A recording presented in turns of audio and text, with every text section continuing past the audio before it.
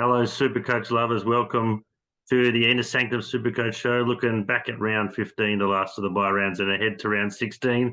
Just the three of us here today, Mike and Mick. How are you, boys? Good, Scotty. How are you, Going well, mate? thanks, Scott. All good. So this one, for those who watch still, this will be out nice and close to the start of round 16. So apologies. Just was travelling up to the beautiful Sunshine Coast. Took a bit longer than I expected to get up here, but so we'll be short and sharp this week.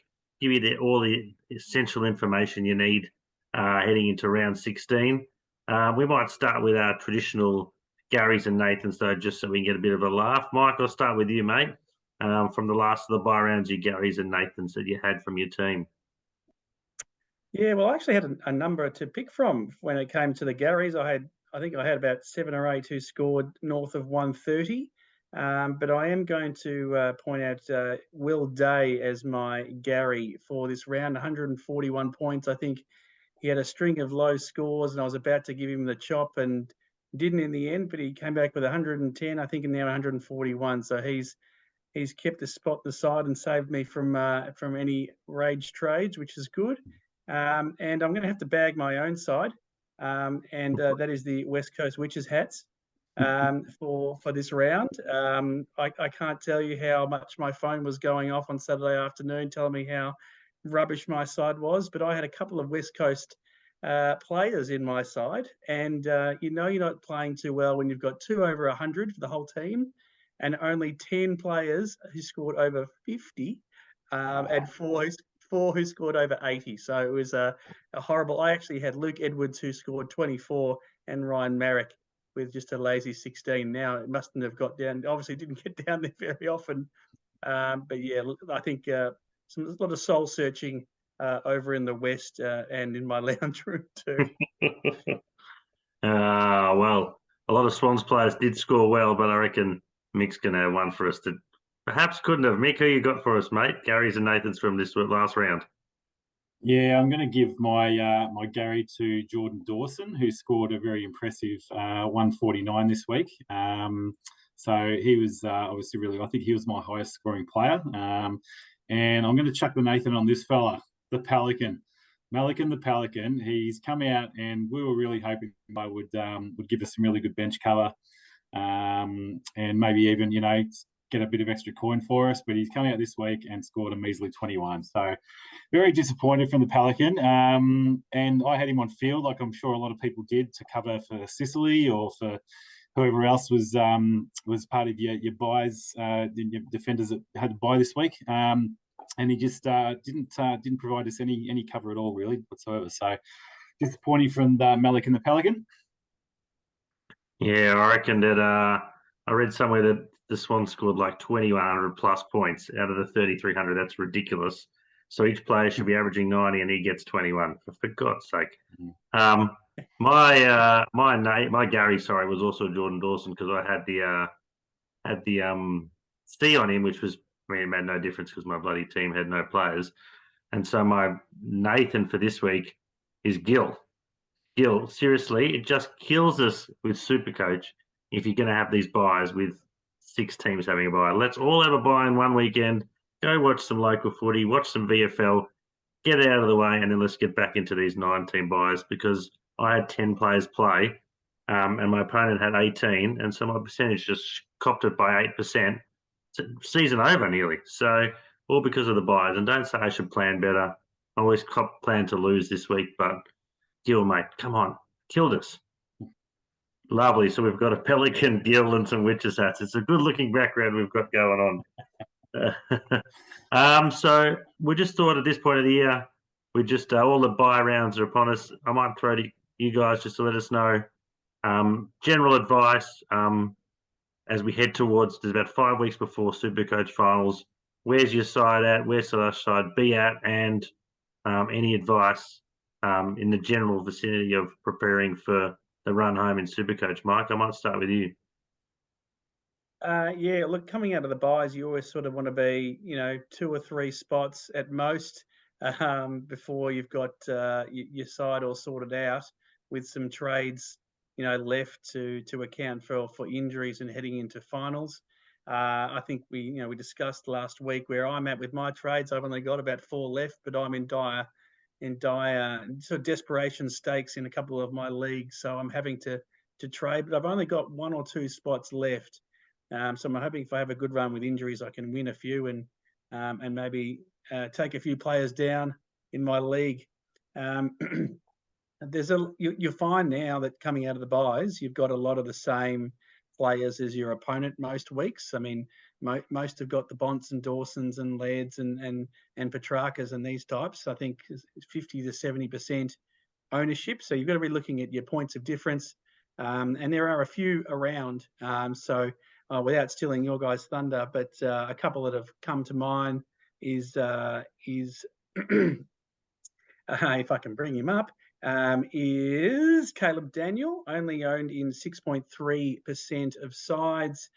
He's a defender / forward, and he's another one like Jack McRae, where he may have been moved around a bit, but back into his spot, taking the kick outs and efficiency's back up. Only 6.3%. His last 5-game average is 131.5.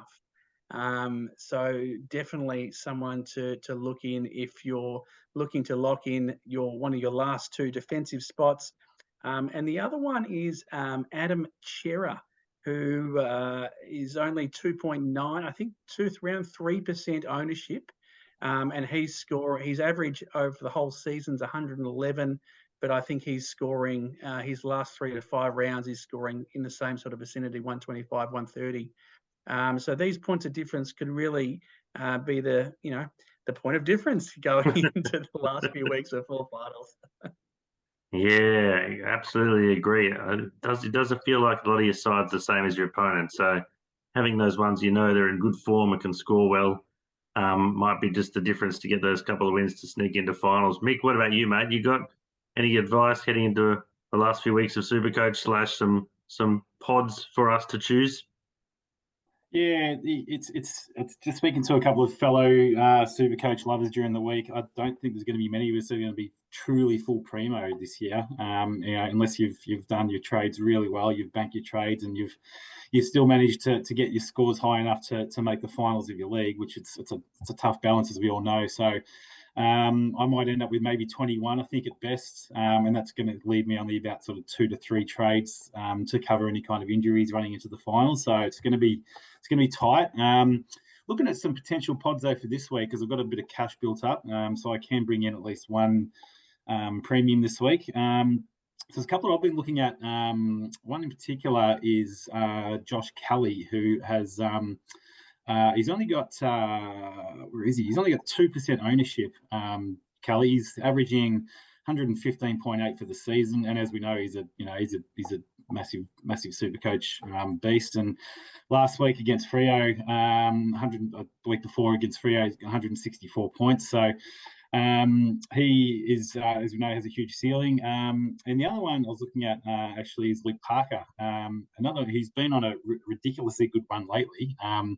He has, again, 2% ownership, averaging 102.8 for the year. But his last 8 games, he's turned up 7 times, and his last 2 rounds in particular have been a 145 and a 134. So a couple of players there to consider for pods leading into the back half of the season.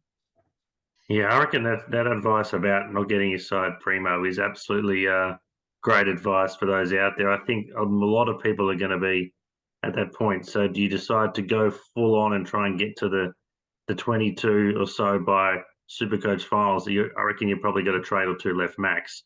Or do you sort of bite the bullet like the Harry Sheasels I've just kept, and he's probably just going to stay the rest of the year? I've got that's how good he is. I never know his name. Johnson from Freo, who 1 week scores 40 and the next week scores 100. I reckon he's going to be one of the last to go as well. One primo I thought there could be a good choice out there. He's 560,000 now, though, is Nick Martin, your boy Mick from the Bombers. His last 4 scores, 120, 129, 139, 124. I haven't watched any much Essendon, but everyone you read about him just raving about how his form is and talking all Australian, etc. So has he been everything you'd want in SuperCoach player, Mick? He is, and he's a super consistent player too. He uses the ball exceptionally well for a kid that's only, in his second year of footy. And really, we picked him up for virtually nothing. He was almost an unknown draft prospect, and he played really well last year. He had a great breakout season, but this year he's getting a lot of extra midfield time, so that's starting to reflect in his numbers. Where, as you said, his last 4 weeks he's racking up 25 plus touches, and but he's going at really high efficiency rates, which is why he's scoring the way he is. So we're loving him down at Bomberland, absolutely. Yeah, and 4% aside, still cheap as. So at this point of the year, when you're looking for those ones that are still a bit cheaper, and not many percentage of size, looking for that point of difference, there's 5 blokes. Just use your trades this week, bring in 3 of those 5, and you can thank us all in a few weeks when you win your leagues, guys, out there, for sure. We haven't got Dan here to rage trade corner this week, so we will expect double next week, Dan. I'm feeling you'd probably talk about Clayton Oliver again, given he's now going to miss another 1 or 2. It's absolutely hilarious. For those of you out there, if you're looking for Oliver, I don't know, Mick, would you get rid of him or would you keep him at this point? Well, I actually never brought him in, and I was looking to do it after his buy. So I've been biding my time, and now I think it's made the decision a bit easier for me. Is to target a pod rather than get Clary, which it could cost me dearly leading into the last few rounds of the season when he comes back and he starts churning out those 140s again. And my opponent's got him, and I've gone with Parker, who does his hammy in the first quarter and ends up getting 22. So it could be costly, but I think I might have to pass on him. I'll run room for one more primo next week, and he might be it. I don't know. It's tough. Yeah. He may end up being a point of difference because there'd be many people like me who, hamstring, they were saying 3 weeks, it's lingered on. If he sort of held on to 1 or 2, you might have sort of got rid of him depending on where you were in your league and that sort of thing. So there may not be a lot of people with trades left, etc., who can afford to bring him back in, and he may end up being a point of difference. So if he's on your radar for next week, whether it's a hammy, we don't know what else he's been doing. But if you can afford him, I'd be bringing him back in because he will be a point of difference come final. Yeah, and I reckon at this point, if you've hung on to him that long, based on that advice that he still scores highly and people won't have him and a bit of a point of difference, you probably stick with him and hope that it's only another 1 or 2. And then you just keep holding on and he turns out he's done his knee and he misses the year. Who knows? That's the beauty of SuperCoach. So good luck to those Oliver's owners out there if they've still got them. Let's just quickly look as well at what's coming up to round 16. Captain advice. Mike, I'll start with you. Any thoughts on who we might want to put the VC and the C on now? We've got 9 games again, finally. Yeah, and look, there's a few options with some good early games in the round. Dunkley and Neil on Thursday night quite early. But I'm really at the Adelaide Oval, either a Dawson or a Laird, which doesn't leave a lot of choices for C because it's normally either English or the Bont, and they're playing roughly the same time. So I may sort of play the safe road and pick it on a Dunkley or Neil. I think over the last 2 weeks I've gone Neil and Dunkley scored 20 higher, and then in the other one I've gone Neil and Dunkley scored 20 higher. So maybe it's flip of a coin, probably on Thursday night. Mick, what about you, mate? Thinking the same? Any other VC choices in particular? I know. Yeah, I was thinking the Doggies game as well. They play Freo at the same time as the Adelaide game, so you can't obviously choose both of them. Roll a VC from Adelaide into the Doggies. But looking at the way that the Freo really dominated Bombers in the contest last week, and I'm not obviously very different midfield, Essendon midfield to the Doggies midfield. They have they've got Bont for a start, but they really dominate the clearances in there, and I think if they can sort of replicate that, then it might sort of negate the scoring of the guys like Bont and Liberatore in that Doggies midfield. So probably going to avoid that. I'm going to put mine on Dunkley, as Mick said, Mike said, on Dunkley against the Tigers on Thursday night, and then actually leading into Sunday's game, Rowan Marshall against the poor hapless Eagles. He could potentially have a monster. Or I was going to say or Sinclair, but it may not get down into their backline much. Well, yes. Can you imagine Rowan Marshall running around down those witches' hats on your screen there, mate? He could get 200. Yeah. So, Taranto's the other one for me on the Thursday night. So it sort of depends if you how you think that if you keep chopping and changing between those Brisbane blokes, Taranto's scores of the last few weeks have been unreal. So I might stick with him. But yeah, I'm tempted to give Rowan Marshall a crack, given the average player scored 90 last week against West Coast. Surely rucking against a Witches hat, he should be able to score 130 plus.